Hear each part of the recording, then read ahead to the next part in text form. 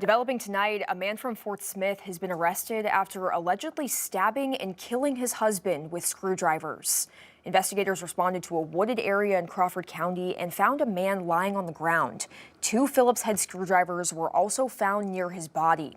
The victim was identified as Kevin Whitt. His husband, Gregory Whitt, later admitted to the killings after he was booked in Crawford County.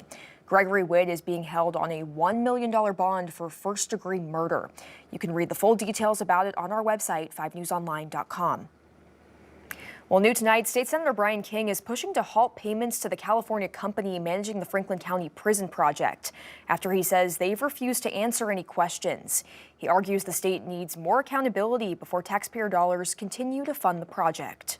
Them not wanting to meet with the people that are paying their salary should not be tolerated. State Senator King says he first reached out to Veneer Construction in May, but said the company has refused to meet with him or other local officials after multiple attempts. You know, if you're contracting with your house with a contractor and they're not calling you back, are you going to keep paying the bills for them? And so that's why you have accountability. He emailed Department of Corrections Secretary Lindsay Wallace on Tuesday, asking to stop payments to Veneer until they're willing to meet and answer questions. He's also questioning the project's price tag, warning it could top $1 billion while doing little to fix overcrowding or crime.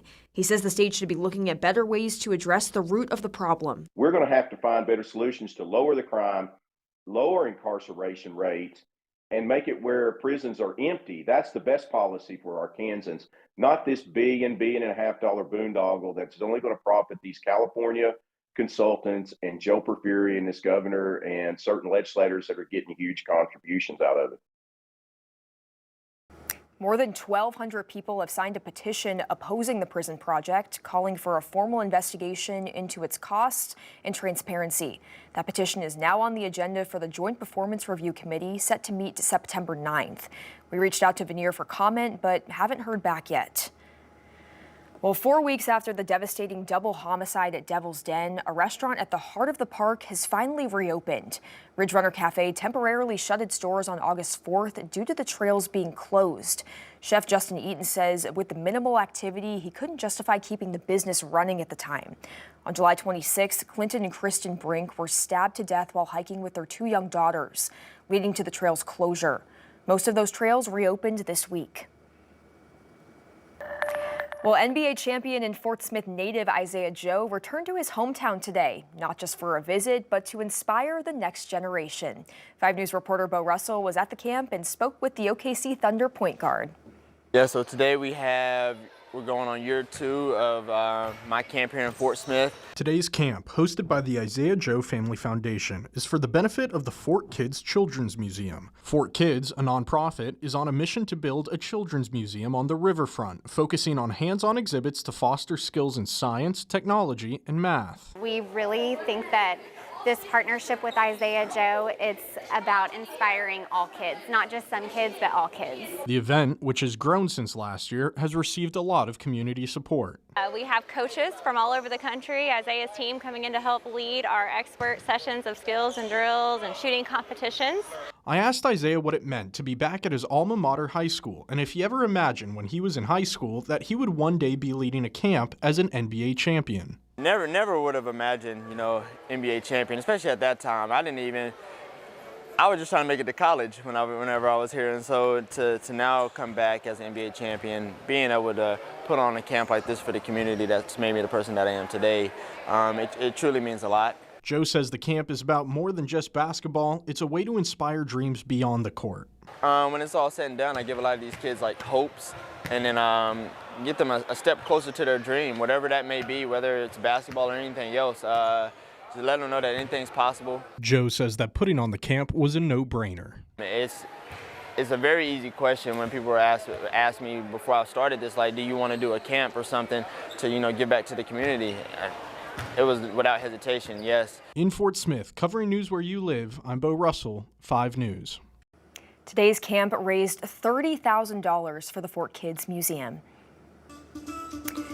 Well, in national news, a scary scene during a Western Kentucky high school football game on Friday night. Shots rang out during the fourth quarter, which left referees and players scrambling for safety to the locker rooms.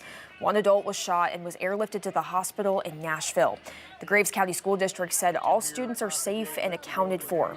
Kentucky State Police are still investigating what happened and who the shooter was. Well, in Texas, state Democrats are vowing to fight back after Republicans passed changes to the state's congressional map. The changes were made at President Trump's request to boost Republican chances of keeping control of the House of Representatives. Willie James Inman reports from the White House. House Bill 4 is finally passed. Texas Republicans are taking a victory lap after an early morning vote Saturday that seeks to give their party an edge during the 2026 midterms. But Democrats in Texas plan to challenge the new map, saying it dilutes the voting power of minorities. Tell us whether or not there was any analysis by the top-notch lawyers as it relates to discriminatory effects of this particular map. And I have confidence in that analysis, is that this map complies with all applicable law. On social media today, President Trump celebrated the vote, calling it a huge victory for our America First agenda. Governor Greg Abbott says he will swiftly sign the bill into law. The controversial new map could give Republicans in Texas a 5-seat edge in the House, but the redistricting fight now prompting other states to do the same. This was a reaction to an assault on our democracy. California is now pushing a plan to redraw its own map to favor Democrats. They took an action in Texas and we're responding to it. A new poll shows Governor Gavin Newsom with 48% of Californians backing his plan to redraw maps. 32% oppose it, with 20% undecided. In California, voters will decide what happens next in a special election set for this fall. At the White House, Willie James Inman, CBS News. Meanwhile, some U.S. House Democrats are crying foul over the Jeffrey Epstein files. The Democratic members of the House Oversight Committee say nearly all of the documents the Justice Department turned over to them are not new. They estimate only 3% of the documents are new and the rest were previously made public. A spokesperson for the House Oversight Committee said the panel is continuing to review the 34,000 pages of documents and has no further update. Well, there's been a moderate drop in reported crime in the first week after the Trump administration seized control of the Washington, D.C. police force. Government data shows last week property crimes dropped roughly 19% compared to the week before. Violent crime also dipped by 17%. There's also been 2 murders since President Trump signed the executive order taking control of the department last Monday. However, there's been no murders since last Wednesday. The data also shows a spike in immigration arrests. Federal officials have arrested 300 immigrants since August 7th, which is more than a 10-fold increase over the typical ICE arrest numbers for the district. And the biggest Powerball jackpot of the year had its last drawing just moments ago. The winning ticket is estimated to be worth more than $700 million. There's the numbers up on your screen. We have 34, 14, 11, 47, 51, and the Powerball is number 18. Now, if you happen to have that winning ticket, maybe give it to me and decide to take the one-time cash payment. That comes out to be about $316 million. But once Uncle Sam comes in and takes the cut, it will be bring it back down to about $240 million. If no one wins tonight, the next drawing will be on Monday.